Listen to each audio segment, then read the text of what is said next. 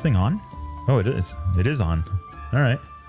We got both going on. So we've got the behind the scenes camera going on Instagram, on the gram. And then we have got the main webcam on for the YouTube live stream. So let's, hey, there I am. All right. Feels like it's been a week or 2 or 3. So, oh man, where do we even begin? So much been going on. It's been a mad scramble trying to get a bike ready for the Get On ADV Fest for Revzilla. So, what's going on here? We're glitching. Houston, we may have a problem. So, all right, in case it cuts out, we've got the backup here. All right, so let's see. Before we go anywhere, let's talk about rally news. So we've got a couple of things going on coming up. For one, we do have the Baja Rally American Rally Originals event coming up at the end of May for you guys. So those of you that are interested in getting started in rally, it's going to be a great event for you to get into, find out a little bit more about roadbook navigation and get a chance to learn from some of the guys that are doing this and also going to be headed to Dakar. So I've already seen some of the road books. I've seen some of the lesson plan and what they've got planned. Jim, Dave, Mo, all the guys from the American Rally Originals team, I think are going to be there. Plus, you do have the guys from Baja Rally. So Scotty working on the road books, Mauricio and the whole crew. It's looking like it's going to be a really cool event, and it's going to be based out of Mission Santa Maria. So for those of you that haven't been down into the San Quintin area, it's actually pretty rad. So highly recommend it. I think you guys will definitely enjoy it. So yeah. All right. So we got that one going on. Let's take a look here. There is another event that I did find out about recently. Let's see here. Let me pause the elevator music in the background. Rally Coast. We do have also, we did get an update from Sonora Rally as well. So we'll talk a little bit about that, but it looks like they're going to be doing the old school route or the previous year's route. So all the way down from Hermosillo and then going to work their way back up. So that's going to be a lot of fun. The last time I heard they did that, which was a few years ago already, I heard that a lot of people really enjoyed that route. That route had a lot of stuff going on with it. It wasn't just the big sand dunes and stuff like that. So definitely going to be worth it. For those of you guys that are looking at it, I've already seen a few posts of people that have signed up for it, so it looks like we're doing pretty good. Let me see here. And then we are looking for Coast Rally. Cool. Okay, I don't know why I can't find this. Usually it is right on there, but let's get, well, I'll get you guys some more information. We'll do a Facebook post about it, but basically it is the Coast to Coast Rally that they're going to be doing down in Mexico. Let me see here. I think I might have, if we could get the gram to fire up quickly to talk a little bit about this. Where is it at? There it is. All right. So one of the racers that I got a chance to meet along with his wife, Romina. So we met Patrick Reyes, who is one of the riders down in and based out of the Mexico City area. And so he's doing his bid. He's headed to Dakar as well, and going to be doing a ride down in the heart of Mexico for this. So it looks like we've got a fundraiser event. It's going to be on the 14th of May. So that's coming up pretty close. For those of you feeling brave and want to head down to Mexico City area, it's going to be in Autodromo Bosco del Ángel.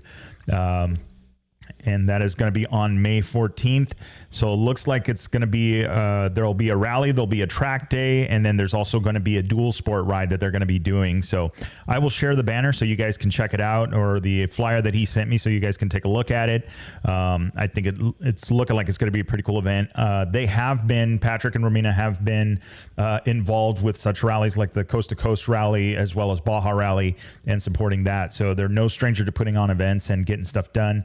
And it always seems like a really good time. Unfortunately, I didn't get a chance to make it down to the Coast to Coast rally the last time that it went off, but looking forward to definitely adding that to the calendar, possibly for next year. So do check it out. Again, I will share that on the Instagram so you guys can check it out and get a little bit more information. Or if you guys have questions, I can get you in contact with the right people for that one. But that is coming up on the 14th of May, and that is a fundraiser event to help Patrick Reyes get to Dakar. So tune in for that one, and we'll get you guys some more information. So, okay.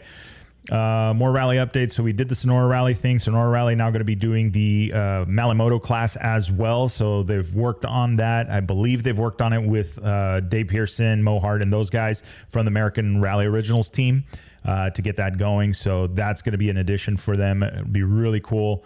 It'll be some good practice. It's going to be in the late October time frame, so that'll be the perfect like wind down as far as training goes, maybe the final shakedown, make sure they got everything packed up and ready. So if you haven't already maybe considered it, this may even be a rally to participate in. They do classes before that, and then also would be a great chance to check out a rally if you want to just kind of see what the bivouac life is like, especially towards the final days, which will be closer to the US-Mexico border for you guys to check out. It'll be kind of in that Yuma area just south of there. So stay tuned for that one, and we'll get you guys some more information. Our plan is to be down there. It is going to be a tight schedule considering that Baja Rally opens up the month of October, or Rally Month as we're calling it. And then you're going to get a 1 week break and then right back to the Sonora Rally. So we do have the Chasing Waypoints Challenge. For those of you feeling brave and thinking you're going to run the Kota Rally, the Baja Rally, and or Sonora Rally as well. So we are doing some stuff with that. There are details available on the website. If you click onto the website, you'll see on chasingwaypoints.com, you're going to see the link for the Chasing Waypoints Challenge there. So definitely check it out if you guys are interested in participating in that. The rules and what we're doing are listed there. So check that one out. Okay. We've got our updates out of the way. We've got our rally news out of the way. We've got more stuff coming. But we're here tonight. We are gathered here to talk about the 790 Adventure R build. So hey, Dave, what's going on, sir? I saw you're registered for Sonora. Are you ready? And I read, that was actually a really good post that you did about what you learned at the Jimmy Lewis class this past week. Pointing your knees and pointing your hips, kind of everything facing with the bars and stuff like that. So if you guys that are tuned in and aren't listening, you're on Instagram on the live cam on that side. Let's see. Oh, quick update, news flash. All right. Coast to Coast Rally going to be coming in February of next year. So that is definitely coming up. We will get with Patrick and Romina on that one and get some more information on that. So looks like got a birthday trip into Mexico. Nice. Okay. So yeah, so back to it. Couch to Dakar on Instagram posted his experience with the Jimmy Lewis riding school that he just finished up. And it was actually a really good read. He breaks down kind of what he learned this time around, and it makes it that much more of a thing like to go and do the class. So hopefully you guys will take a look at that, and then maybe even consider signing up for the Jimmy Lewis riding school or riding academy. I don't know if he uses academy. I don't know, but either way, get some training. So, okay. With that being said, all right, let's do this bike thing. I'm excited. All right, there it is. You guys saw this picture on Instagram. It's the same one from Instagram. If you're on the behind the scenes camera, you'd be looking at the bike on YouTube. But if not, no, don't leave. Okay, so this bike started life as a 2020 790 Adventure R. who I blame Travis at every single Sunday for, because he let me ride his bike on a trip that we did to up into the Big Bear area looking for some fire roads and stuff like that. What was interesting is that was when I rode that, I rode my 850 up there. The 850 is dialed. Really good bike, really comfortable on the road. You know, it does off-road well. It's not a dirt bike / adventure bike like the 790 is, but it gets there. So then he said, hey, let's go ahead and swap bikes. And I was a little nervous about it, you know, borrowed bike and all of that. But, you know, I jumped on it and this thing was smooth and it just turned in, and it was just so much better to me for what I was looking to do than the BMW. That's not to say the BMW is a bad bike.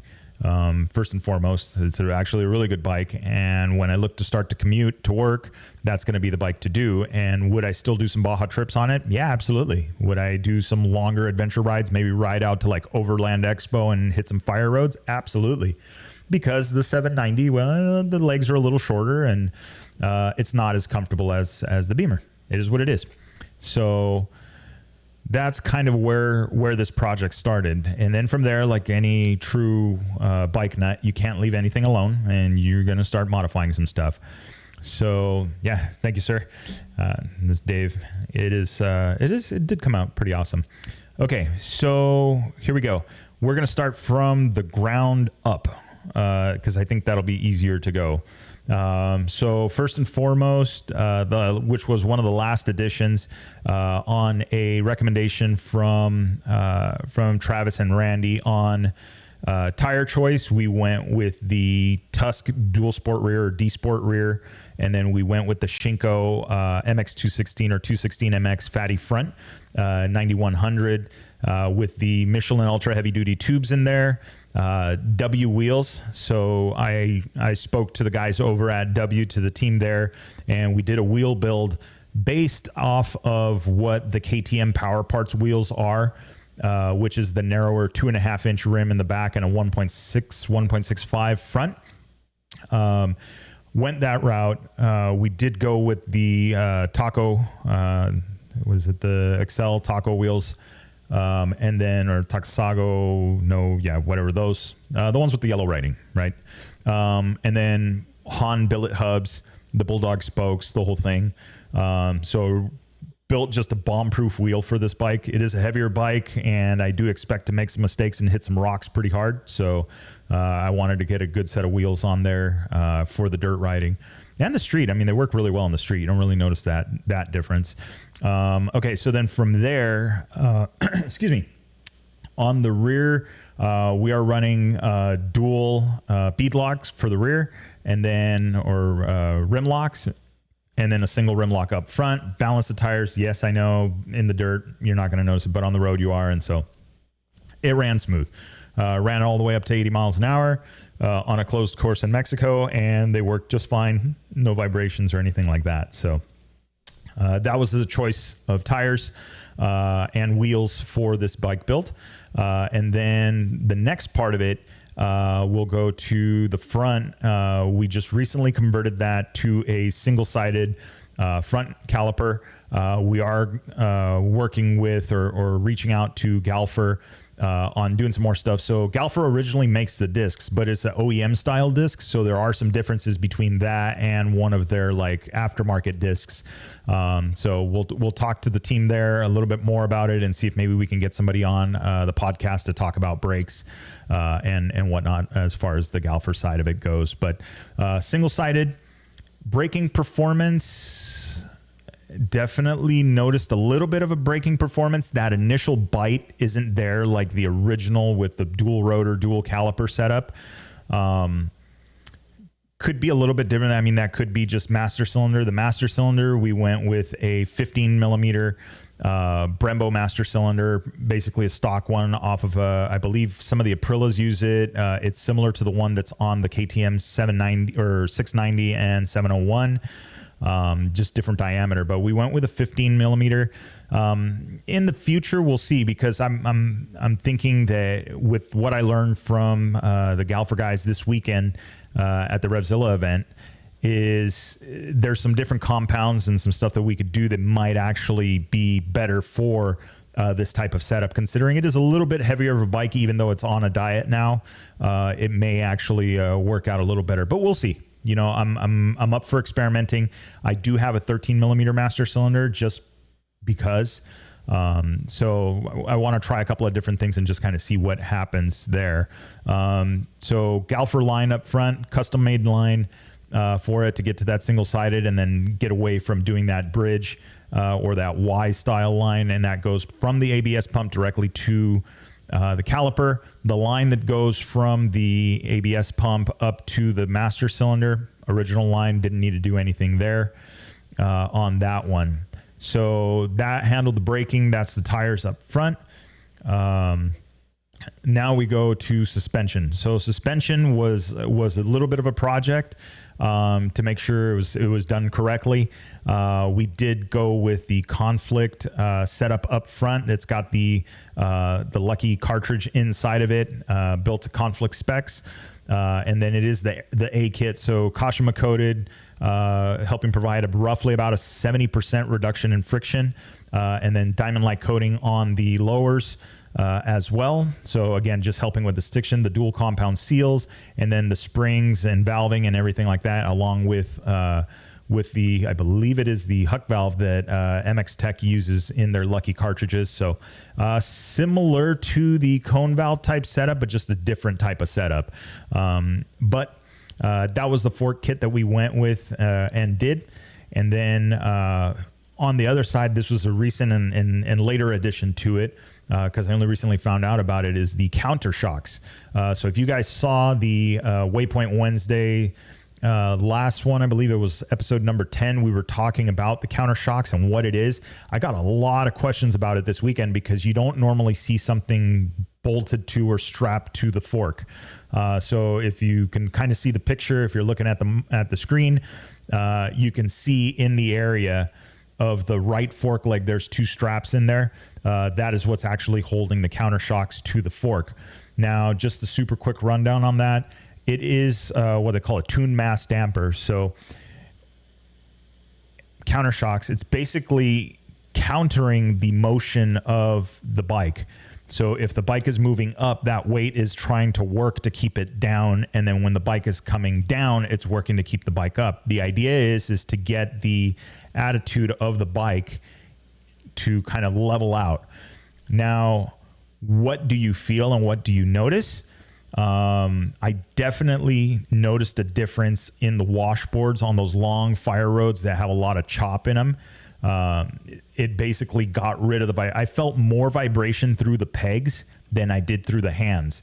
So what's interesting of that is that normally the hands are vibrating so much that you don't notice that your feet are vibrating too. It just feels one and the same. The frequencies match or whatever you want to call it. With the counter shocks, it did away with that, and it really did make a difference. Like I started to notice it more on my feet. So it really does help with that, and that's going to help, I think, with the arm pump, the holding on, and then also the feeling that the bike has, like it doesn't feel like it wants to skip around, which is very nice, you know, that planted feeling, especially at speed and when you're hitting some of these things, especially when you get into braking bumps, you want the bike to be as smooth as possible. So we went with that. It worked very, very well with the combination of the Conflict front fork setup. That is something, that vibration is very hard to dial out of a typical setup on forks, because it's almost like two different things. Those vibrations, those compressions and rebounds are so small that it can eat up the fork and the travel as it starts to kind of settle down and move up in the stroke, because the bike can't recuperate fast enough. The suspension can't recuperate fast enough for these. That's where something like a counter shocks comes in, because it is not bound by oil and friction and stuff like that. It's another type of setup. So it really does help eliminate and attenuate those frequencies and those vibrations that you feel in the bar. So on a long day of riding, that is absolutely worth its weight in gold, which is only 1.6 pounds. So 1.6 pounds in gold is probably worth a lot right now, but we'll just go with the counter shocks instead. So with that, we did that. We did the Conflict suspension on it. in the riding of it, we did notice the counter shocks does affect the way that the suspension does feel in the rougher stuff. And we're talking about stuff that you don't normally go through. Thankfully, we had Travis with us. We went out on this ride on Saturday or Friday afternoon with the guys from Rawhide, and just a quick 30 miles. We rode it, we're warmed up, hit some stuff on the way back. It's a little rough area, and it wasn't too bad. But when we got back, Travis asked to throw a leg on the 790. And of course, obviously he's a much more talented rider than I am. And we went over to this area that was kind of next to one of the other fence lines, and it was much rougher there.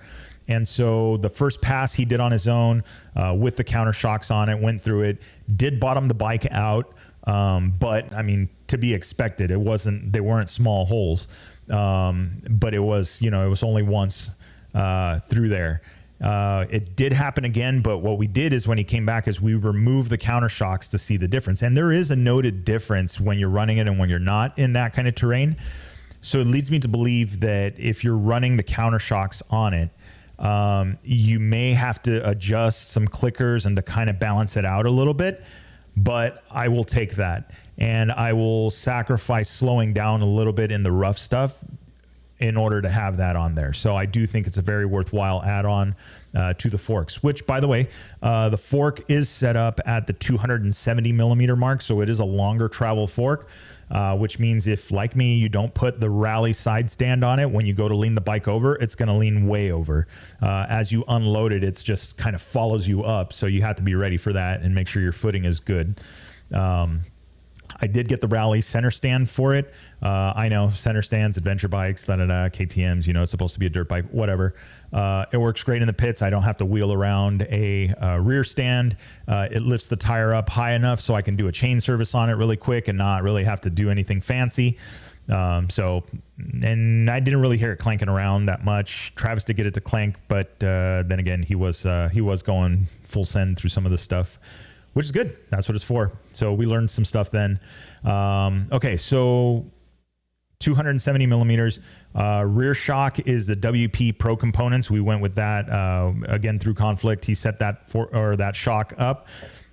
Excuse me. Again, 270 millimeters on that one, and then we did the spring to weight, that kind of thing.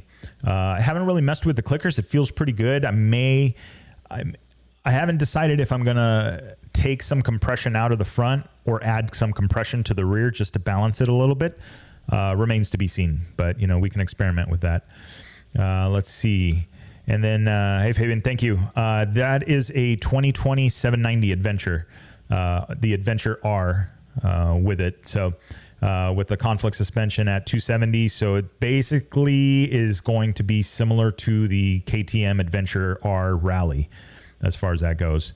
Sammy, hey, no, actually that is the WP Pro Components rear shock on that one. And it is the 270 millimeter version of it. So it's the 270 millimeter travel version, which whatever that is, it's not, the shock shaft isn't 270 millimeters, obviously, but that is the shock that we went with on there. So high, low speed compression and rebound adjust, hydraulic preload, all of that stuff. So next from there, and probably one of the biggest changes on the bike after the suspension, we did go with the Raid Garage pegs, which are 15 millimeters lower. The pegs being 15 millimeters lower did change the handling of the bike and the way that it felt. It feels on the road, it feels more planted and linear, smoother, maybe not as twitchy as it did with the pegs being a little bit higher. And that's just your center of gravity being lowered. Now, with that being said, in combination with the other mod that we did, I have some thoughts on that, but we did the lowered pegs. We went with the Vanch case saver on it as well, just to protect that side of it. And then from there was the next biggest mod, which is the one that we just got done doing, which is the Raid Garage front tanks, the front rally tanks on it. So basically it ends up being about 5¼ inches narrower at the bottom. It is just slightly wider where the knees hit. We did notice that this weekend compared to the stock bike, but not by much. So negligible, but noticeable. I don't know if that's even a thing, but there is a little bit of a difference there. Very nice kit. Being one of the first kits, there was almost absolutely no details found. The details that I did find, I did share those with Raid, and I was pleased to hear that, hey, we appreciate the feedback. We've already talked to the guys, the team that's designing and makes the parts and stuff like that. So not anything that was major, like, oh, great, now I got to stop the project. So I was absolutely stoked about that.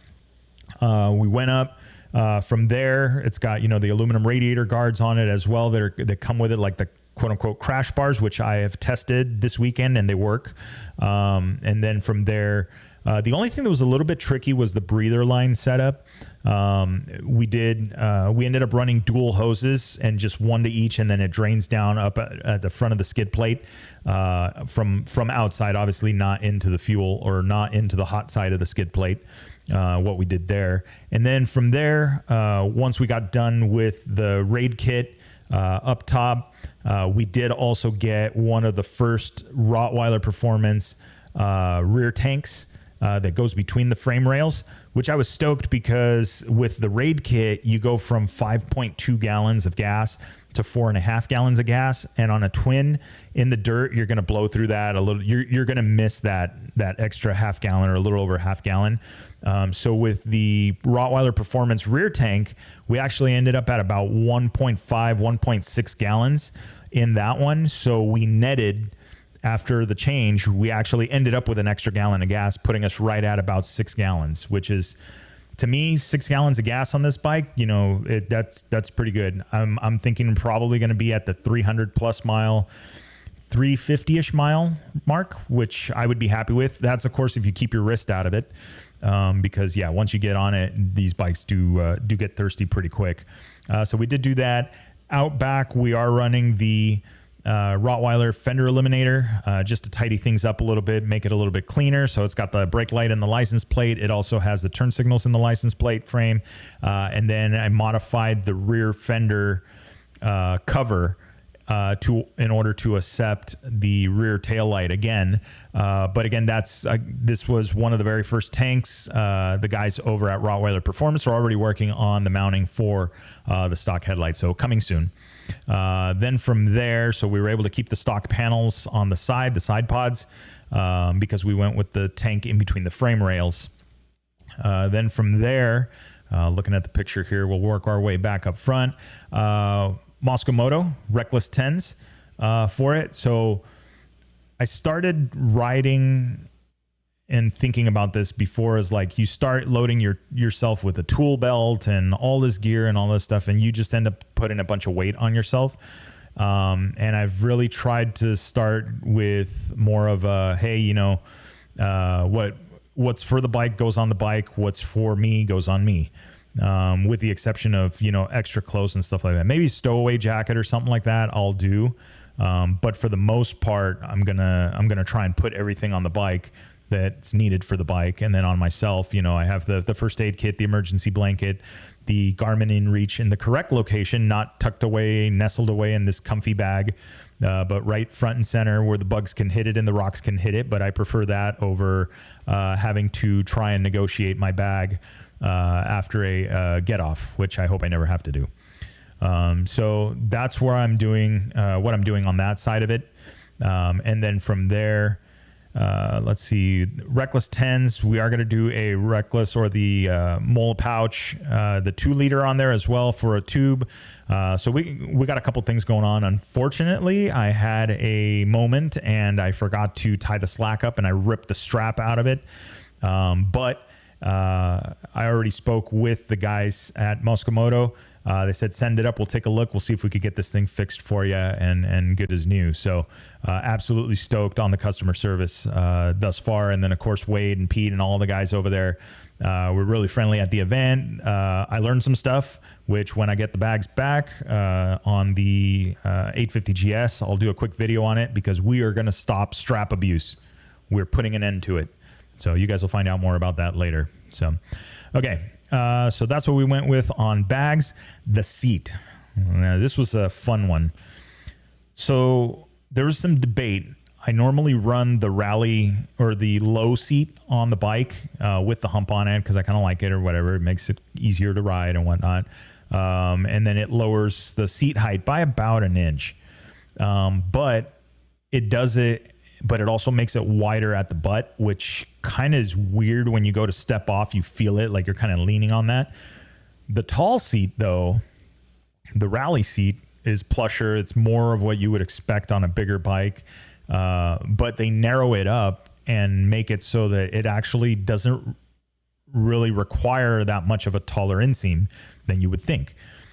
But then there's the happy medium. I was like, well, there's the stock seat that still has a hump in it. And then speaking with Travis, he's like, you could still get rid of that hump and narrow the seat.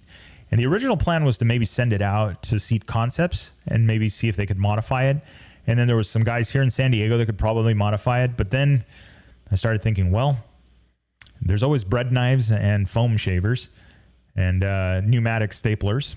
So next thing I know, I am a proud owner of a 10-inch bread knife that I will never use on bread, a foam shaver, and a pneumatic stapler. And so with a few days left before the event, I took the knife to the seat, cut the hump out of it, and then with the foam shaver, I started just scraping away at it little by little and moving it and shaping it. And as I mentioned to some of the guys, it passes the 5-foot test with ease, no problems. You can't tell. If you run your hand over it, you can feel some of the imperfections, but we're all right with that. But mission accomplished. So the hump is gone, so you can slide back and forth on the seat. And then I narrowed it up pretty much all the way to the front. It is kind of narrowed, and it does make it easier to put a foot down. And you don't feel it like if you're leaning and moving the bike side to side, it's a little bit easier. And then, less distance to go from a squat to a stand. And then, that's true. So it is an interesting thing, and I actually hadn't thought about that in changing the pegs, going back to that. So with the lower pegs, your knee angle is a little bit different. With the taller pegs, your knee is going to bend a little bit more. So that means you're feeling like you're squatting down lower. So when you go to get into the up and ready position, when you're going to hit something, it is a longer distance that you're going to travel from the seat to that standing position. So, either way, I mean, I felt the seat was comfortable. Does it need some work? Could it really be done better? Absolutely. We'll see how we accomplish that. But then from there, let's see, we did that. The rally tanks from Raid Garage in combination with the pegs. And then we did the steering stabilizer from Scott's, which I'll just say it here, but I'll do a video on this later because this is important. So I run the Raid Garage kit with a Scott's stabilizer with the Rottweiler triple clamp. So Rottweiler, if you guys don't know, just released the triple clamps for the 790, 890 Adventures. And it's a split clamp style, so you can torque it and it'll be torqued perfectly because one clamp isn't affecting the other. They're two individual clamps per side, right? There's 4 sides that you do that hold or 2 sides that hold the upper and the lower that hold the fork legs. In the hard anodized, and you can get the 1-inch version that I got that's a little bit higher, but it's designed to bolt the Scott's stabilizer right to it. So I went with that, but I did find out that the height on the Rottweiler stabilizer mount is at their height, and then the Raid Garage kit has a different height for their tower. So what ends up happening is you cannot use the stock arm on the Scott's stabilizer if you're going to be using the Rottweiler Performance triple clamps that have the integrated mount and the Raid Garage Rally Tank kit. But there is a workaround that's actually very simple. And again, I'll do a video on this, but it's basically you're going to have to cut the arm down a little bit to allow the stabilizer to sit where it needs to. The little pin that goes into the tower, you'll need to trim that down. And then you're going to have to get the standard 40 millimeter flat arm from Scott's or Rottweiler, wherever you purchase it, in order to make this kit work. And don't forget getting the tool. You're going to need the tool as well to change the arm. So very simple setup, very simple to fix. I mean, we did it in maybe 30 minutes, and 15 of that was looking for the stupid arm that I never pulled out of the box that I thought I did and misplaced. But then again, that's how I knew it was a little bit late in the day and it was time to pack it in. Anyway, so I noticed that with the stabilizer, in my mind, steering stabilizers, I normally come from GPR, which is basically just bolt it on and go. I hadn't really messed with the Scott's stabilizer. The Scott's stabilizer has 3 different adjustments on it, and each of those can be dialed into your riding style. Well, I just took the thing out of the box, strapped it in there, and turned it to the lowest setting because in my mind, I was like, well, I'm going to start with the lowest setting, and I'm going to work my way up. Well, I learned some things. And after being tired and feeling like the bike was heavy and sluggish to turn, and it just didn't seem right. Hey, what up? What's up, Seth? Welcome. After doing some work with having to work the handlebars on this thing and moving and just feeling like it was kind of sluggish and heavy, I was like, okay, well, I need to work on this stabilizer thing because something's not right. And I spoke with the team at Scott's today, and absolutely right. I was wrong. By backing it all the way down to the softest setting in my mind, it was actually turning off the low speed and allowing the high speed side of the stabilizer to work instantly, which means it was going to from 0 to full dampening in any movement. So that was making the steering feel really heavy on the bike. I'll blame that for laying the bike down. But in the end, I noticed that obviously I needed to adjust it and work on it. So anyway, so talking to the guys today from Scott's, they gave me the setup and more or less where their base setting is and then where I need to go to do certain things. Like you can adjust the sweep, how far of a sweep it goes from left to right, total degrees. You can narrow it down. I think it's like down to like 17 degrees if you're doing like woods, or you can go all the way full wide open where it's going to sweep left to right completely. But that's more for the Baja crowd and the guys that are trying to do 100 miles an hour with no hands on the handlebars. So there is definitely some adjustment that needs to happen on there. But I'll be talking a little bit more about that when I do the video on specifically on the setup for the Rottweiler triple clamps with the Scott steering stabilizer and the Raid Garage rally tanks on it. So between that and then I think the raising the foot pegs back up, we're going to try a couple of different combinations just to get the bike to feel a little bit better. I did throw a leg on Travis's bike from Every Single Sunday, which is basically a stock 790 with worked suspension from Schmidt Performance. And then of course the Rottweiler fixings on it, including the tuner and intake and all of that. So we are going to be making some changes because there is a difference between the bikes for sure in how they handle. Even though my bike is lighter, it feels heavier or more sluggish to turn. So going to work on that part. But I just think it's some setup stuff, that tire pressure, sag, all the basics, right? Just get a good base setting on the bike and then move on from there. So then from there we have the Rottweiler intake, of course, that made a huge difference. We did the D-Cat on the bike as well, the Aero D-Cat with the Aero exhaust on it, which absolutely sounds mean, especially when you remove the decibel killer on it. But from there, that was the engine performance stuff.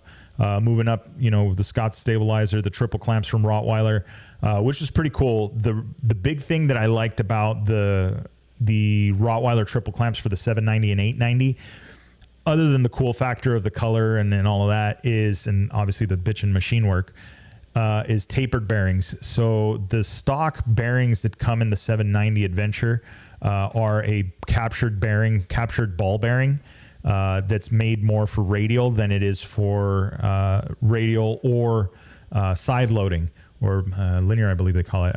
I'm losing my train of thought on that, but so the tapered bearings you can load in 2 directions, not just in a linear fashion. You can load it in the other direction as well, where the typical ball bearing, where it's just a race with a ball in it, it's only really meant to do rotation. So I was surprised when I took it apart that that's what was in the bike originally. So the Rottweiler kit, Chris and the team over there did it right. They change it to, or they have the option to change it to a tapered roller bearing, some Timken roller bearings. So obviously I went with that because I believe firmly in those bearings being a better option for it. Yes, you do have to torque the steering head bearings, and you have to go through that. But honestly, I will take that because it's literally like a 10-minute procedure to do it. So broke the bearings in this weekend and actually headed out to it. Probably ready for another adjustment, but honestly, you're just going to have to adjust it a couple of times, which doesn't take any time at all to do. And then it'll be good to go for a while. So not really worried about that part of it. So got that broken in. We did do adjust the steering stops, get everything correct, route of the brake line, make sure nothing's hitting. We did the moving up a little bit. We do have, as you guys can see in the picture, there is the Raid Garage tower up front. It's the carbon fiber tower with their head brace for the mounts for the light that are known to break. Them, as well as a few other companies, are making these braces that will allow to spread the load from just those mounts to the back of the bike a little bit. So we did do the Raid Garage tower kit. It does come with dual LSK headlights on it, high and a low beam, 4,000 lumens each, which are great at night. It's got the older fairing, which I kind of like that older KTM the previous generation bike that's got, now 2 generations ago, that's got kind of a bulge to it with a sweep. I like the way that tower looks a little bit better. But running the carbon fiber tower, dash in the stock location, it's got the 12 volt USB chargers on there.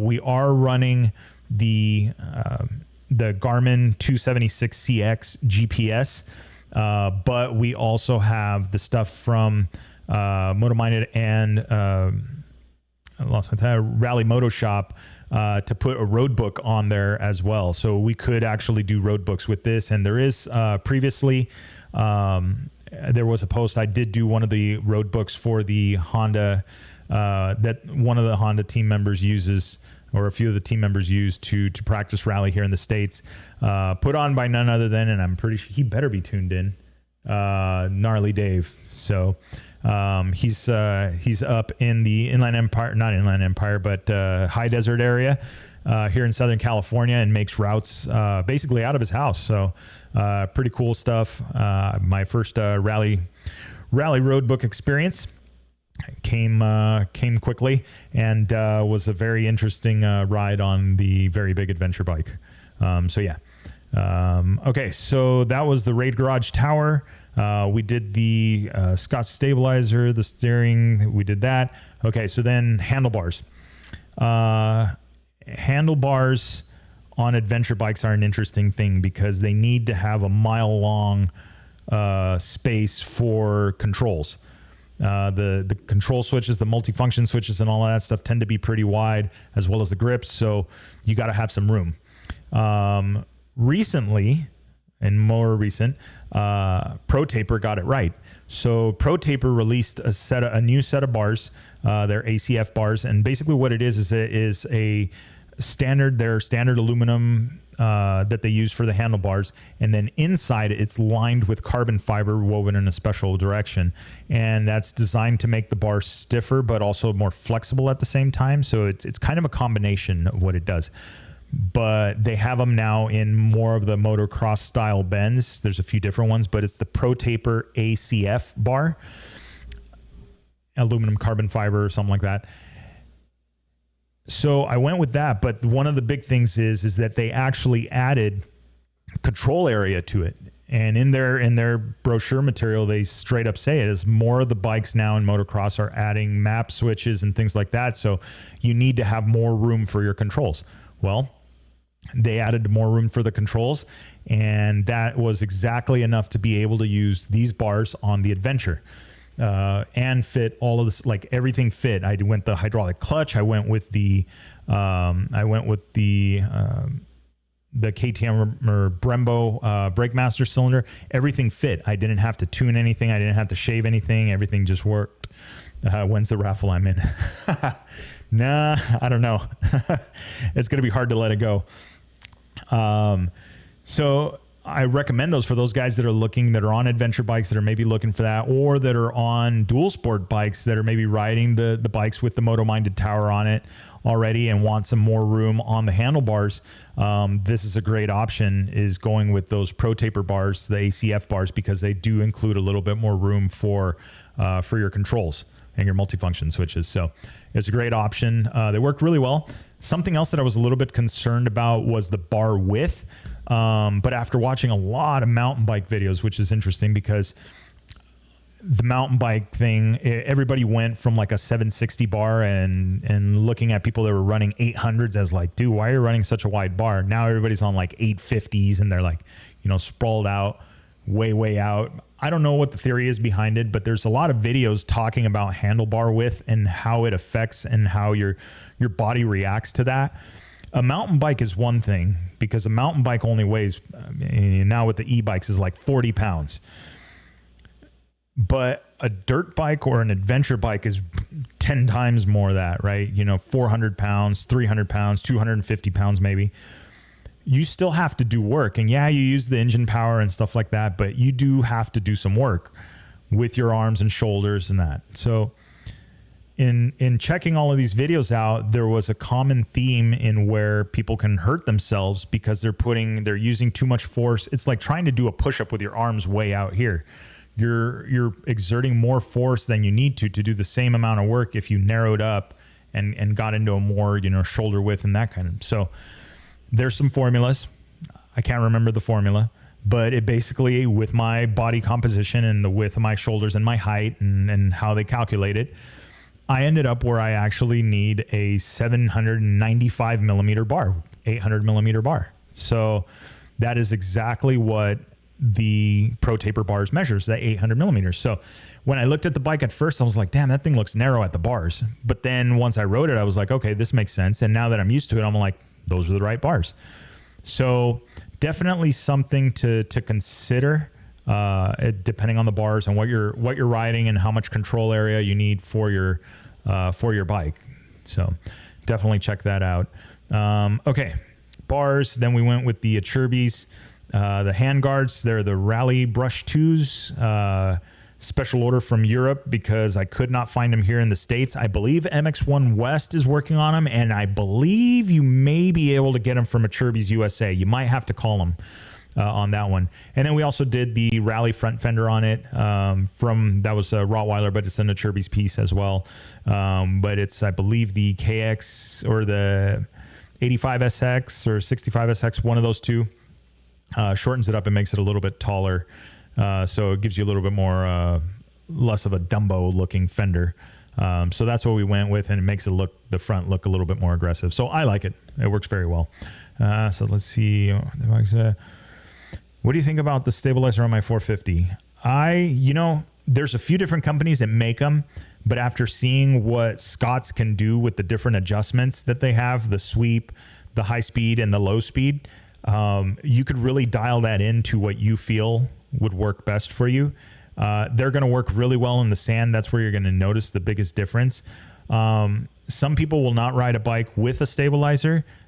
Personally, I've always tried to ride bikes with stabilizers on them. I do feel that they do make a difference, but I'm even more excited that the Scott's one in particular has those adjustments, because a lot of the stuff that's out there now, it's basically dial a stiffness, right? They got a dial, it's 1 through 6 to 1 through 10, and that's all you get really as far as adjustments go that I know of. I mean, there may be some other stuff where you got to send them in and they'll tweak them for you or whatever, but for me right now, the Scott's one seems like the better option, just because you can do it very quickly.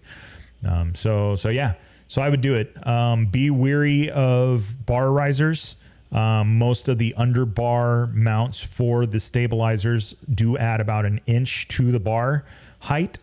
So that may or may not work for you, but if you do go too excessive on the bar height, so say you've got a really tall bar, you change the bars to get something with a lot of rise in it so it's more comfortable to ride, and then you put a stabilizer in it, you're going to raise that bar height up pretty high, and that's going to take some of your weight and move it back or shift it back. So it could lead to other riding or bike setup issues. So you want to be careful on that one. And yeah, it'd be nice to have. Yeah, exactly. So I don't know if you caught that part earlier, but you can actually, so you can dial in, the way I learned it today is you have the adjustment screws on the side, which is your sweep, which is how much do you want the damper to work before it lets go again. And so what that means is like, I want to be able to turn the bars so much and then I want it to let go. On the Baja bikes, and from what they told me in high-speed desert stuff, they run the widest sweep possible because they want dampening everywhere because they never know how or where they're going to go flying. The guys that run woods, they want the narrowest setting because they only need it to keep the bike straight, and in certain things they don't need it to be doing all this because they're turning the bars and, you know, doing these UEs and all these different things. So they need minimal sweep on their stuff. Us, the rest of us, adventure bikes and a few, we need to be kind of in the middle of that, and that's basically what they come set up as. The next is the low speed setting. So that's the one you typically mess with. And that is the stuff that you're constantly dealing with, the easier stuff. So it's almost like, depending on your taste, you may actually want to tune that down as low as possible within reason. It just kind of depends. But I think the high speed one is the money maker right there. The high speed one is the one that takes over when you hit something hard. And that's the one you got to dial in to say, basically, this is how much assistance I want. This is how much I want. So if you keep it at the one turn, it's going to be pretty close to what, you know, the max, you know, dampening that it would have. But then you can also back it out an eighth of a turn at a time or half a turn and then back it back, you know, mess with it a little bit to kind of dial down how much that high speed actually takes over. So you don't want to overwork yourself, which is what I ended up doing by turning the low speed all the way down and just letting the high speed do all the work, which I did not know that was a thing you could do, but apparently that's what I ended up doing. So you kind of have to play with it. So I would go back to what I used to say when I worked with the BMW guys in the ride modes is find a road that you're familiar with, try the different ride modes, see how the bike reacts, and then adjust accordingly. And then once you can adjust accordingly, then you know what each ride mode does, or you know what each setting does, and then you can dial it into you. And the idea is to get it to a point where, hey, this is great everywhere, or this is good enough everywhere, and not, this is my soft sand setting, this is my hard pack setting, this is my 132 miles an hour with my hair on fire setting. So you have to like kind of find that happy medium, because even if you do put the big adjustment knob on the Scots, you don't want to like have to be looking down and you know, throwing a quick adjustment at it or anything like that, you know. Or, you know, when you stop, you're like, oh, okay, we're going up the side of a mountain. I better turn this down. Oh, look, we're getting into the flats and the sands and all of that stuff. Let me turn it up. That's a different story. You want to avoid having to adjust it on the fly, because when you're not looking at the road, you're looking at something else, and that's very dangerous on a two-wheeled motorcycle. So, whew. All right. And yep, definitely nice set of high speeds, especially the bigger the bike gets. All right, Nathan. Yeah, absolutely, dude. We had a blast out there. And honestly, I'm still very, very impressed with the counter shocks. I can't wait to get back out there, and keep testing and tuning. Now for sure, I'm taking the wrench and I'm going to turn some clickers on the conflict suspension, front and rear. But the counter shocks is here to stay. I mean, I love what it did on the graded roads and on the chop and stuff like that. I definitely want to leave it on there, and we're definitely going with some adjustments on the clickers to make everything work smooth. So cool. So let's see what else. We did the handguards. We did that. We did the brakes. Pretty much that was it. You know, it was a bit of a bike build, man. It took some time. There was some stuff that definitely had to happen. For those of you, some things that I found, obviously, other than the breather line, but that was on the Raid Garage kit thing. In watching some of the videos and some of the stuff that Chris from Rottweiler's done, obviously he built a rally bike for these, and then Wes went and scored like a top 5 at the Sonora rally on this thing. They did a lot of learning, and he did share some stuff in some of the videos. If you were paying close attention, I heard a couple of people at the, well, I'll call it the bivouac at the Get On ADV event, they were talking about the 890 and that, it had to go to the service center because the rear pivot was sliding out of this thing. And so on 890s as well. So I had thought that they had solved that on the 790s or during the 790s and then carried something different to the 890 or changed the process with like Vibratite or something. But there's two things going on. So on these bikes, one of the things I noticed is that there was thread lock and things where I normally wouldn't find thread lock. The way that these engines fire these cross plane motors, they create a really funky vibration, and it has a habit of vibrating things loose that don't normally vibrate loose. So you definitely want to keep an eye on that. But one of the things that they mentioned from the Rottweiler side of it was taking the rear pivot, and you can do two different types of thread lock, which is what I ended up doing. I did red on one side and I did blue on the other. The blue is always going to give up first because obviously the red is a little bit more nuclear. Don't go green because then you will never get it off. But that way they're both locked into place and one will always give up. So, but it won't just vibrate out on its own. That's very important because if it slides out far enough, the arm will actually cock in the back of the frame, could damage the frame, and you could end up on the ground. So that's a very serious thing. Excuse me. Whew. So any of our guys that are listening to the show that are 790, 890 riders, definitely check that out. Spend some time, grab a torque wrench, get yourself familiar with the manual and what the torque specs are on some of these bolts, and go to town. You want to make sure that you're doing things right, that you're keeping up on the maintenance, because loose bolts are no fun. So, and I hear KTM is pretty proud of their bolt prices, so definitely want to keep an eye on those things. But yeah. Okay, so then after all of that was done, of course we couldn't go to the event with basically a naked bike and no graphics. So Josh over at Authentic, without ever seeing the bike, with only a pattern that was obtained from Raid, only with a couple of weeks to go, he was able to get the graphics, cut them out. They came out spot on perfect. No trimming, no nothing. Everything was like perfect. The only trimming we had to do was we just missed it just a hair, but absolutely beautiful. We went with a very simple, because there's a lot of bends and stuff. It's not easy to say where you're going to place the logo. We ended up going just with topo lines, just give it that topo line look or topographic line look with the black and the gray. And then I went in and I started placing the stickers. So coming up, we are going to be going to the Moscow meetup event coming up next Friday here in San Diego.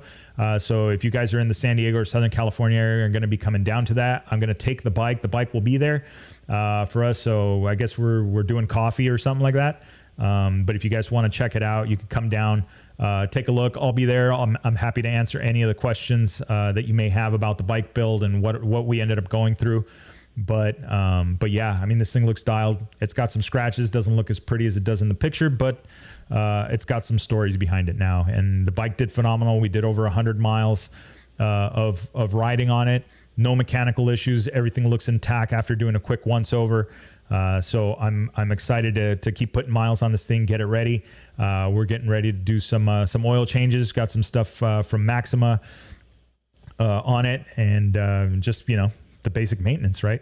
I'm going to treat it a little bit more like a dirt bike. I mean, I think it's got like a 10,000 mile service interval. I'm like, that's all cool, but no. I think I will do, maybe 5,000 miles, maybe on the oil, but I just want to see the color. I would prefer to have fresh oil in there, not running a cat converter in it. So I'm not really worried about having to do the burn off of chemicals on the oil and stuff like that, which I'm going to ask those guys, because for those of you that don't know, a lot of oils have compounds in them to keep them looking pretty on the shelf. And every time you change the oil, the catalytic converter will burn through some of that stuff.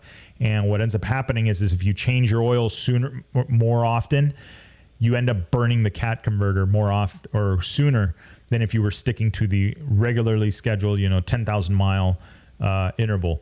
10,000 mile intervals or newer. Obviously, before the days of old was 3,000 miles, and then it was 5,000, and then it was 6,000, and then all of a sudden it's at 10,000 miles. So a lot going on there. But yeah, I don't know. What do you think, Dave? Should I email this over to Jimmy? See what side of the board it ends up on? I'm hoping it's a roost and not a fail. I'll probably get failed by not riding it enough. But yeah, so man, yeah, a lot going on. Anyway, all right, so we're gonna call it. We're gonna talk. Let's see, what are we at? Let's talk about crashes. Yeah, well, lessons were learned and things happened. But we're here. We learned our lessons. And as, let's see, I think it was Simon Edwards that said it in the last episode of the Chasing Waypoints podcast, which was really cool. If you guys haven't heard that episode yet, you should. With Simon Edwards, he's a land speed guy. They also did this huge trip from the tip of Alaska, the northern tip of Alaska, all the way to the southern tip of South America, across the Darien Gap and all that stuff. Is a really cool story. But definitely tune into that one. But he said, it's basically you either you win or you learn. And well, we did a lot of learning this weekend. A couple of wins. Bike came back whole. I came back whole. Had a lot of fun, and no mechanicals. So cannot complain about that. So, all right. Well, with that being said, guys, I'm gonna call it a night. We got to be up at 4 a.m. So. Hope everybody's doing good. Thank you for tuning in to Waypoint Wednesdays. Thank you to the guys at Moscow Moto supporting the channel and getting us set for the event. And I'm looking forward to seeing them all at the Moscow Moto night at Midnight Animal coming up 7/8. It's next Friday at Midnight Animal in National City here in San Diego. So if you guys are in town and want to check it out, I will be there. The bike will be there. And again, I'm happy to answer any questions that you guys may have. So anyway, with that being said, Sammy, yeah, so they have one this weekend they have a few of them actually. I think they have another one. One was tonight. Then they have another one at Irv Seaver. They're here in California. So in Irv Seaver, this weekend, Friday, I believe. And then they're going to do the one next Friday, down here in San Diego. So not sure where you're tuning in from, but they're on a West Coast tour right now. But if you jump over to their website, and actually in the description, I have the link to Moscow Moto. If you click on there, it'll get you over to it, and then just look at the events and rallies thing, and it'll show you exactly what and where and when they're going to be for those events. So definitely check them out. The guys there, everybody was super cool at the event. I learned a lot. And then if you do go check it out, ask them about strap abuse and how to prevent strap abuse. We are on a mission to prevent strap abuse. So yeah. All right. Well, cool. That is a wrap, guys. Thank you guys for tuning in. I really, really appreciate it. Don't forget, like, share, subscribe, turn on the notifications. It helps me out. And then YouTube thinks I'm actually worth showing to other people. So if you could do that, that would be awesome. And then don't forget, Chasing Waypoints podcast is on Spotify, Google, also Apple Podcasts, and a bunch of others. This week, we are going to be talking to none other than Baja racer Colton Udall. So look for that episode here on Sunday. It's been a while. My schedule has been absolutely hectic, and I haven't gotten a chance to sit down, but we hashed out a time. It's happening this week. That episode is going to be live this Sunday at 10 a.m. So you can have it with your morning coffee. Or whatever beverage, or mimosas, or whatever you have, or Bloody Marys. That's what we need. We need some Bloody Marys. So anyway, all right, guys, everybody have a good evening. Thank you for tuning in. Absolutely. Seth, thank you, sir. Nathan, thank you. Sammy, thank you for tuning in. Fabian, Dave, everybody, thank you guys for tuning in. I really appreciate it. We will see you guys soon. See ya.